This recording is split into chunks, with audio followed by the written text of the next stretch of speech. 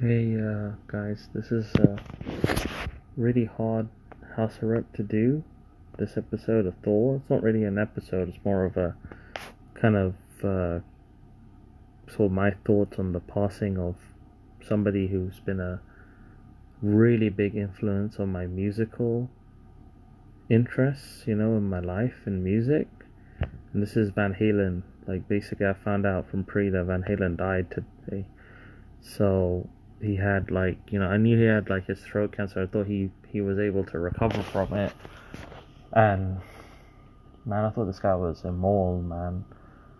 He was just a machine when it came to playing. He just inspired me so much. He was so cool at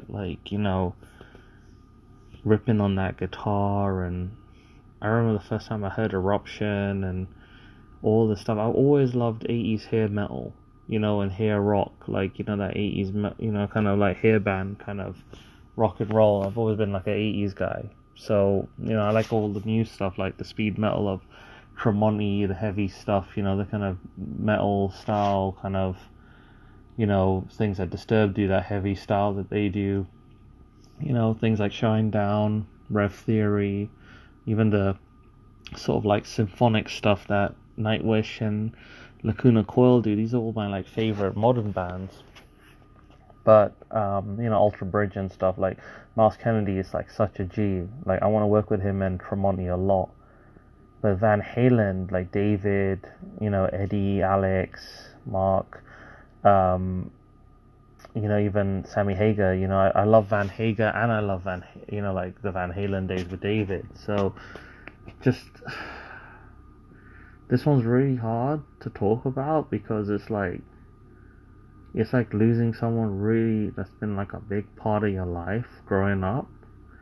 So I remember during all the kind of hard times, like I remember when I first heard his stuff, I wanted to pick up a guitar and play. Like I wanted to play a guitar because of like the scene in Back to the Future, Johnny B. Good scene, and the Van Halen bit in that when he plays the tune into his father's headphones. Like it's not his father's headphones. Like Marty puts his headphones onto his dad, and then he plays a Sony Walkman, and it's a sample from some kind of. There's another film that basically has it. The song's called Out the Window or something. So Van Halen made it for another 80s film, and they sampled it and they put it in Back to the Future, that excerpt.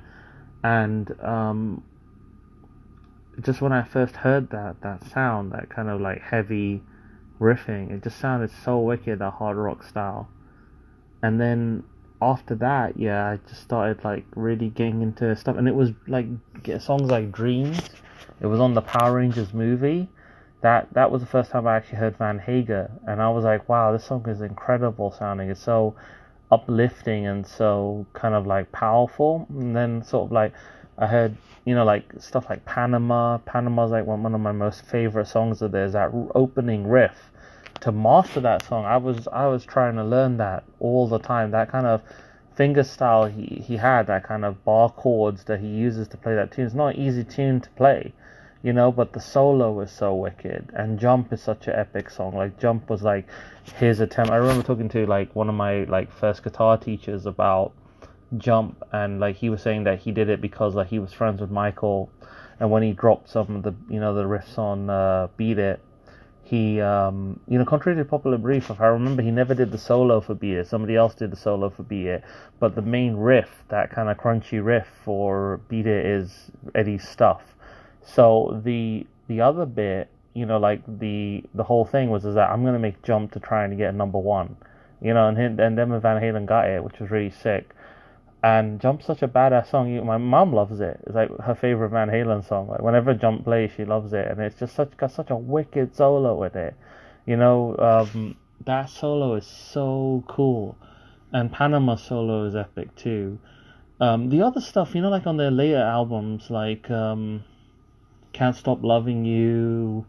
That one's a good one. It has a very kind of 90s feel to it, but has a really nice finger style in it, and that strumming pattern. God, there's just like so many songs I can talk about from like their early albums, like On Fire, I'm the One, Ain't Talking About Love. Ain't Talking About Love is one of the first songs I ever learned on my guitar. So that wicked kind of open chord phrase, kind of with the pinch harmonic. That was the first time I learned pinch harmonics and other kinds of things. So he was a great influence on me. He's a great influence on a lot of guitarists, like tapping, things like that. He would tap so well. Like Eruption is such an amazing tapping song, and he's got some like really cool tapping bits. And Hot for Teacher is such an amazing song. The video for that is so fun, and like all their videos, like Van Halen style, their work with David, was so flamboyant, so kind of out there. Really influenced me as a filmmaker. I really loved it. I really wanted to, I've been like trying to find bands like that, but that kind of scene is gone. So it's very hard to find like, bands that still have that kind of, like a lot of the kind of Motley Crue, Guns N' Roses, these kind of guys who had that kind of like big hair style. They're kind of like, now sort of like just doing their gigs and kind of, doing their kind of like, not final tours, I would say, but basically they're winding down. They've already, like done their videos, so they're not too interested in stuff. Like Winger, for instance. Winger's like one of my all-time favorite bands next to Van Halen. They're very similar. Like Reb's, just as good as Eddie, when it comes to playing. They're both amazing guitarists.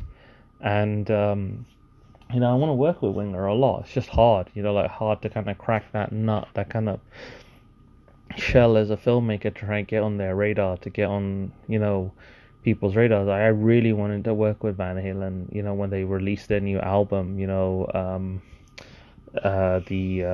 new one, A Different Kind of Truth. So when they did A Different Kind of Truth, and they did stuff, they didn't do very good videos. They got some kind of like kid to do it, like a friend of the family or something like that, and they looked okay, but they just weren't there. There was like so much more that I could have done for them. It's like that kind of era of their like huge stage shows and things that they used to like float around on the stage, just kind of gone. And often at times I feel like I was born in the wrong era, because like that stuff was really, they were kicking it back then. They were really having fun. And some of the videos nowadays are epic too, but there's an emphasis like too much on just banging out a lyric video and not making a good performance video or something that has a lot of kind of emotional resonance, or just it's just flamboyant fun. Like for instance, like Steel Panther, when they had a debut with their Death to All But Metal, that was a really fun video because it was just fun. It kind of like took the mick out of everything, but also was crunchy and just like really flamboyant. So they were actually ironically a Van Halen cover band, before. So before they actually changed to being a band on their own. So that's really amazing. Like the kind of that this great band was birthed from, being a cover band. So yeah, like I feel sad for like Wolfgang and Alex, man. Like I don't know what I would do if I lost my brother. Like Z means a lot to me. He's like a really fundamental part of what the Rep Nights do. So I was thinking of that a lot as well. I was like, if he passed, I'd feel devastated, and I'm sure Alex is feeling really bad right now because he's lost a part of him. Like, they felt, to me, it felt like they were such a unit. They were like two sides of the same thing. Like, they were so in sync with each other. The way Van Halen kind of flowed and worked, they had this really great vibe, and the whole Van Halen brand is kind of built around their kind of nuances and essence. And then, whether they have Gary Sharon or they have David or they have Sammy Hagar at the front, they're great frontmen, all of them. Like I know a lot of people bash on Gary Sharon, but Gary did actually not such a bad job when they went through that kind of post-rock kind of grungy metal kind of era where they were trying to just do something different. Like some of their songs aren't that bad, they're okay, but it didn't really kind of click with the audiences as much as that original kind of lineup. And when they were back with David, wow, the thunder that they had, it felt like they didn't even leave. And that was what was really good. I mean, even the reunion tour with Hagar was good. I know Eddie had his problems and he had his demons, you know.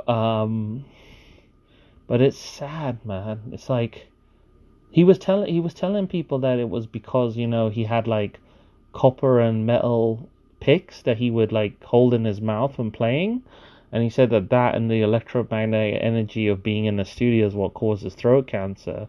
But me, I really think it was because of the cigarettes, man. Because almost every concert or live kind of shot, you see him smoking, and he's like sticking the cigarette butt in the headstock. I mean, I don't know how many Eddie would like smoke away, but it's sad because like he lost a bit of his tongue.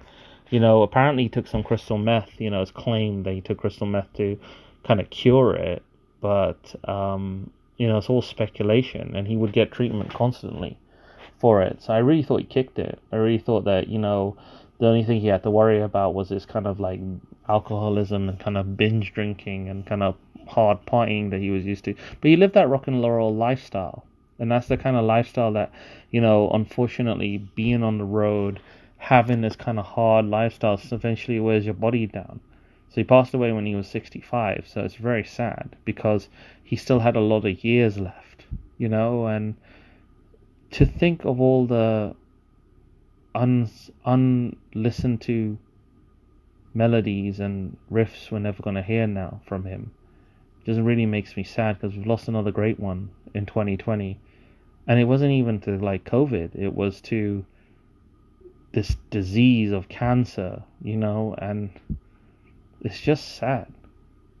It's like we lose so many great lights in this earth, so many creative lights are going, but so many evil people are staying on this earth.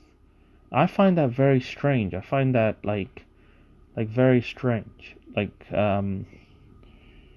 don't know, it's just really, really, really strange, the stuff that's going on right now.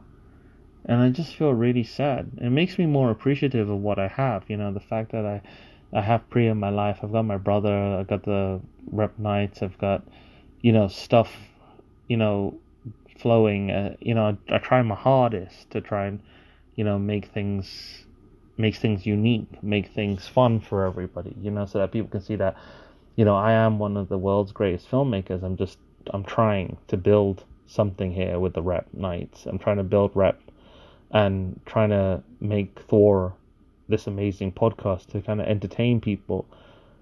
But it's really sad when you lose people that you really look up to. And now I can never meet him, and that's what makes me really sad, because I would love to have just jammed with him a bit. I wanted to show him this riff I was working on. It was really cool. It was like it was just really unique, but it had this kind of Van Halen-y kind of feel to it, and I just wanted to kind of like have him listen to it and just talk to him. Talk to him about music, talk to him about like his stuff. A lot of people had the privilege to meet him, and I'm not gonna be able to get that chance. So hopefully, I hope he's watching up from above and he sees what we can do, what we're gonna do. Like with our movies and music and stuff. But yeah, it's just really sad. So I just wanted to, say goodbye, Eddie. You really made an influence on my life, dude. You're a really great guitarist. You're a great, great father to Wolfgang. You're a great bandmate. I know you had your ups and downs with the guys, but I know they loved you, and you probably loved them all, and your legacy will live on in your music, and you're still always going to inspire me. Every time I listen to your tunes, I'm always going to remember you as like this amazing musician who inspired me, as a musician and as a creative. So I just want to like extend my condolences to the Van Halen family, and just may you rest in peace. Thanks again for all your contributions to music and the entertainment and the arts.